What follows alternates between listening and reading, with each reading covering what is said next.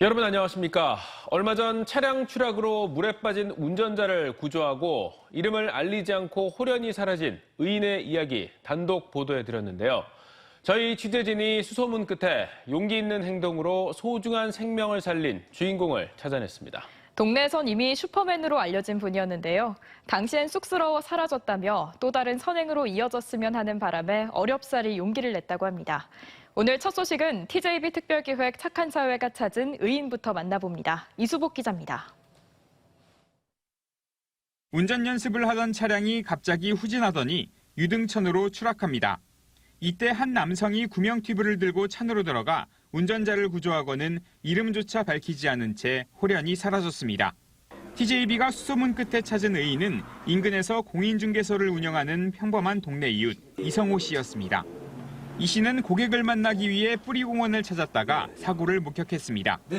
차가 팍 소리가 나면서 들어가는 거예요. 그래서 깜짝 놀라서 또 봤더니 그 후진으로 차가 그 펜스를 부시고 넘어가더라고요. 이 씨는 별다른 구조 자격증은 없었지만 차는 점점 가라앉는데 119 신고 후 구조대가 올 때까지 기다리기엔 너무 급박해 그대로 물속으로 뛰어들었다고 말했습니다. 살려달라는 그 목소리 절규가 이제는 안 되겠구나. 그 골든 타임이 거의 된 것 같아요. 소방차도 오지 않지, 차는 점점 가라앉지. 이어 자신이 아니어도 누구든 했을 일이기에 신원을 알려주지 않고 떠났다며 스스로를 낮췄습니다. 특별한 이유는 없고요. 뭐 이런 게 저는 이렇게 큰 이슈가 될지도 몰랐고 그냥 내가 사람 목숨 한 사람 구해줬으니까 다행이다 이렇게 생각하고 그냥 간 거죠. 뭐. 동네에선 폐지를 줍는 어르신을 돕는 등 이미 남을 돕는 슈퍼맨으로 유명합니다. 이런데 뭐 하수구 같은 거 막혔다고 이렇게 문의 오시고 하면은 이제 연로하신 분들은 가서 막 적극적으로 뚫어주시고 또 도와주시고 이러시거든요. 그래서 슈퍼맨 같은 분이세요. 자신의 행동이 알려지는 게 쑥스러워 언론 앞에 나서기 꺼렸지만 작은 일이 또 다른 선행으로 이어졌으면 하는 바람에 마음을 바꿨습니다. 누구나 다 이런 사고는 닥칠 수도 있어요. 서로 도와가면서 그냥 행복한 사회가 됐으면 좋겠습니다. 대전소방본부는 이성호 씨에게 표창을 수여할 예정입니다. TJB 이수복입니다. 세계 최대 지방정부 국제회의인 UCLG 총회가 오늘 대전에서 개막했습니다. UCLG 총회는 위기를 이겨내고 미래로 나아가는 시민의 도시를 주제로 오는 14일까지 진행되며 아시아 태평양 지부의 날인 첫날인 오늘은 대전 컨벤션 센터에서 지부 문화위원회와 재정위원회 이사회 등이 열렸습니다.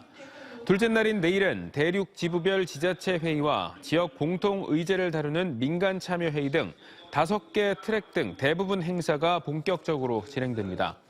140여 개국 24만여 개 지방정부로 구성된 UCLG는 3년마다 총회를 개최하며 이번 대전 총회에는 145개국에서 576개 도시에서 6,152명이 참가 등록을 마쳤습니다.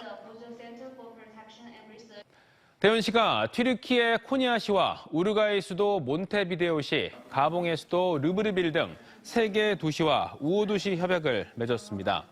이장우 대전시장은 우루구 아브라힘, 알타이 코니아 시장과 올가 오테기 몬테비데오 시장, MBA 튜툼 르브르빌 시장과 각각 만나 경제와 과학, 문화 등 다양한 분야에서 협력을 다짐했습니다. 이번 협약으로 대전시가 맺은 자매 우호 도시는 27개국 37개 도시가 됐습니다. 머리카락은 물론 손발톱과 피부까지 남아있는 미라는 과거의 정보를 고스란히 담고 있는 타임캡슐처럼 역사를 연구하는 귀중한 자료입니다. 특히 대전에서 발굴된 학봉장군 미라는 국내에서 가장 오래된 미라로 600년 전 생활상을 알 수 있고 현재 박물관에서 보존 중이어서 우리 지역에서 전시하는 유일한 미라인데요. 그런데 이 학봉장군 미라가 무관심 속에 방치되면서 눈물을 흘리고 있습니다. 양정진 기자의 단독 보도입니다. 지난 2004년 대전 중구 목달동에서 발견된 학봉장군 미라. 600년 전 조선의 식습관과 사망 당시 병력 등을 확인할 수 있어 학술적 가치가 높습니다. 발굴 18년이 지난 지금 미라 얼굴 옆에 물방울이 송골송골 맺혀 있습니다. 몸에서 떨어진 듯한 액체 자국들도 보입니다. 바로 옆 학봉장군 증손자 미라도 상태는 마찬가지입니다. 심지어 이 두 미라를 살펴보니 옆에는 각각 4개의 제습제를 두어 습도를 관리하고 있었습니다. 이같이 습기가 가득한 상황에서는 미라가 부패할 수 있습니다. 수분이 결로가 되면 그 다음에 문제는 곰팡이 때문에 그래. 곰팡이가 생기면은 그 미라가 이제 부패한다고 그럴까? 그런 현상이 벌어지기 때문에 그거에 대한 조심이 필요할 거라고 생각이 돼요. 학봉장군 미라를 관리하고 있는 사립박물관 측은 연간 수억 원에 달하는 전기 사용료를 감당하기 힘들어 에어컨을 제때 틀지 못했다며 손을 쓰기 어렵다는 입장입니다. 외국의 경우에는 박물관은 전체 운영비의 60% 이상을 지원해서 적정 온도를 유지할 수 있는 방법을 선택하고 있습니다. 근데 우리나라는 아직 그런 거가 전혀 이루어지지 않고 있어서 지난해 말 법 개정에 따라 앞으로 발굴된 미라는 보존과 유지 조치가 가능해졌지만 과거에 발굴된 미라는 사실상 방치되면서 사각지대에 놓여 있습니다. 심지어 문화재청은 관리의 필요성조차 느끼지 못하고 있습니다. 미라를 얼마나 더 잘 보존하고 이거를 어떻게 전시하고 이런 얘기랑은 사실 좀 상관이 없거든요. 보관이 되고 있는 미라에 대해서 추가적인 지원이 솔직히 필요할 여지는 문화재 측면에서는 크지 않다고. 과거를 알 수 있는 타임캡슐인 미라. 그러나 600년 된 한국의 미라는 여전히 무관심 속에 방치되고 있습니다. TJB 양정진입니다. 철도 범죄 가운데 가장 많은 범죄 유형은 성범죄인 것으로 나타났습니다. 국민의힘 김선교 의원에 따르면 지난 5년간 발생한 철도 범죄 12,000여 건 가운데 성범죄가 4,600여 건으로 36.4%에 달했고 타인의 물건을 가져가는 점유 이탈물 횡령 등이 30.8%, 상해 폭행 15.6, 절도 14.4, 철도 안전법 위반 7.4% 순이었습니다. 성범죄는 수원역 173건, 미금역 71건에 이어 대전역에서도 67건이 발생해 세 번째로 많았습니다. 올여름 보령과 태안 등 충남 서해안 해수욕장을 찾은 피서객이 지난해보다 급증한 것으로 나타났습니다. 올해 해양 머드 엑스포가 열린 보령 대천 해수욕장에는 개장 기간 483만 8천여 명이 방문해 지난해보다 72% 늘었고 말리포 등 태안 지역 28개 해수욕장에도 지난해보다 26% 증가한 146만 명이 찾았습니다. 빅데이터 분석 결과 거주지는 경기도가 29.8%, 연령대별로는 40대에서 50대가 39.8%로 가장 많았고 지난해 인근 보령 해저터널 개통 영향으로 전라권 피서객이 지난해보다 62.9% 증가했습니다. 1년에 해양 쓰레기가 14만 4천 톤이 나온다는 사실 알고 계십니까? 보기에도 좋지 않지만 해양 생태계에도 치명적인데요. 국내 연구진이 해양 쓰레기를 청소하는 무인 청소 로봇을 개발해 실증 실험을 마쳤습니다. 장석영 기자입니다. 많은 선박들이 정박해 있는 서천 홍원항. 플라스틱과 스티로폼 등 쓰레기들이 조류나 파도에 실려 항폭으로 밀려들어 좁은 공간에 쌓여 있습니다. 방파제와 선박 사이 공간이 좁아 사람이나 선박이 접근하기 어렵다 보니 수거도 어렵습니다. 미관상 좋지 않을 뿐더러 해양 생태계를 심각하게 교란시키지만 수거율은 40%도 못 미치는 실정입니다. 생산기술연구원이 충남도와 협업해 해양 쓰레기 수거 무인 로봇을 개발했습니다. 선박과 선박, 방파제 사이를 돌아다니며 쓰레기를 삼키는 250kg급 무인 청소 로봇. 파고가 있는 해양 환경 속에서도 1.2m/s 속도로 최대 6시간 운용이 가능합니다. 쓰레기가 밀집된 좁은 구역에서는 1km 이상 떨어진 곳까지 원격 조종이 가능하고 넓은 구역에서는 자율주행이 이뤄집니다. 그동안 해양 부유 쓰레기 문제를 해결하기 위해 다양한 시스템 개발이 추진됐지만 항포구에 특화된 수거 장치 개발은 처음입니다. 넓은 구역에서는 스스로 GPS 기반의 항법 시스템을 활용해 자율적으로 이동하며 작업을 수행할 수 있고 특히 부잔교, 로프 등이 다수 분포하는 소형 항포구에서 원활한 이동이 가능한 형상으로 설계 제작되었습니다.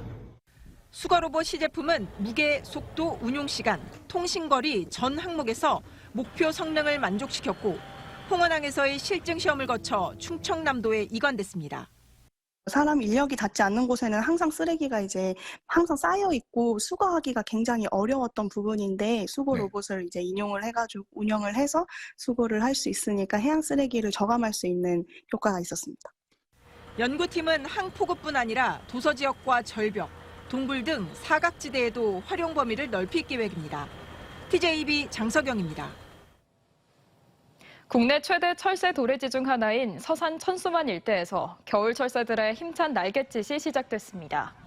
서산 버드랜드 사업소에 따르면 지난달 중순부터 기러기류가 조금씩 나타났고 이달로 접어들면서 멸종위기 야생생물 2급으로 지정된 큰 기러기 등 개체수가 2만여 개로 증가했는데 다른 다양한 종류의 철새들도 월동을 위해 천수만을 찾고 있습니다.